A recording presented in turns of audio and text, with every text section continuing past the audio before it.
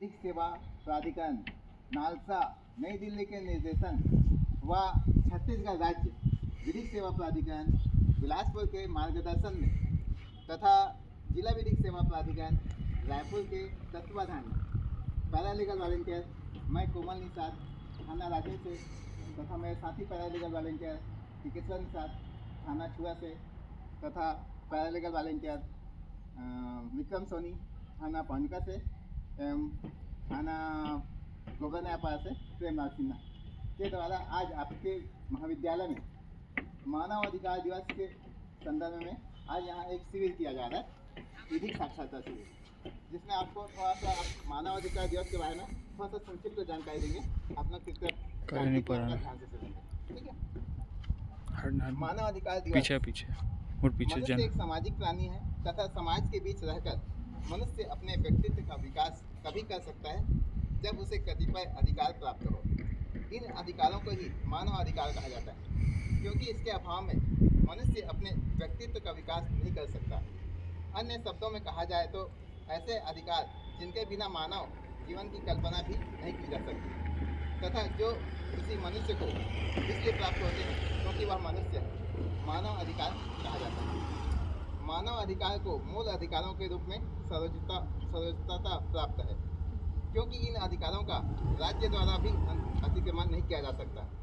अतः इस दृष्टि से इन अधिकारों को मानव के अंतर्राष्ट्रीय अधिकार भी कहा जा सकता है। विश्व स्तर पर वर्तमान में जो आंदोलन मानव अधिकार के बारे में बड़े जोरों से चल रहा है, यद्यपि उसे देखने से ऐसा लगता है कि इसका विकास अभी हाल का है, किंतु इसकी जड़ें अतीत के गर्त में है। प्राचीन काल से ही राजाओं, सामंतों और शक्तिशाली पुरुषों द्वारा मानव जाति का शोषण किया जा रहा है।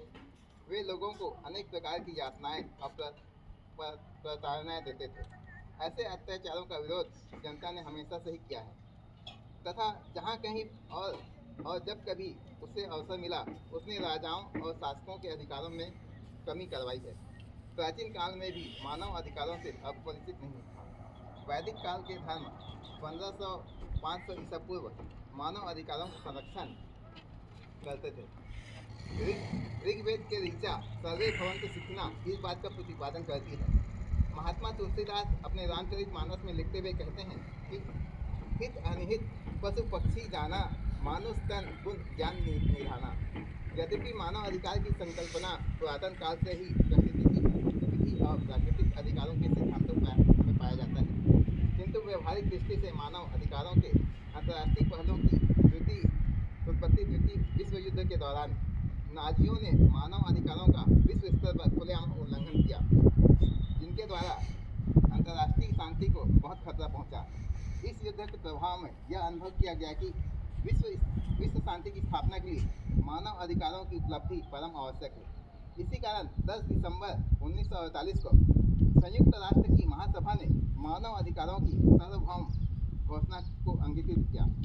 इस सार्वभौम घोषणा का विश्वव्यापी प्रभाव हुआ, जिसके कारण मानव अधिकार आंदोलन समस्त विश्व में फैल गया। अतः स्थिति यह है कि मानव अधिकार केवल लोक अंतर्राष्ट्रीय विधि का ही भाग नहीं हो पाया, बल्कि यह घरेलू और आंतरिक विधि का भी भाग है। मानव अधिकार के महत्व का आकलन इस बात से किया जा सकता है कि द्वितीय विश्व युद्ध के समाप्त होने के पश्चात जब 1945 में संयुक्त राष्ट्र संघ की स्थापना हुई तो मानव अधिकार के संवर्धन और संरक्षण को इसने अपने प्रमुख उद्देश्यों में रखा।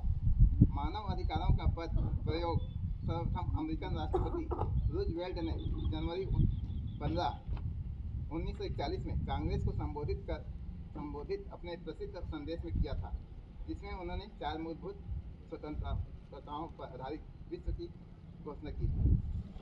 बोलो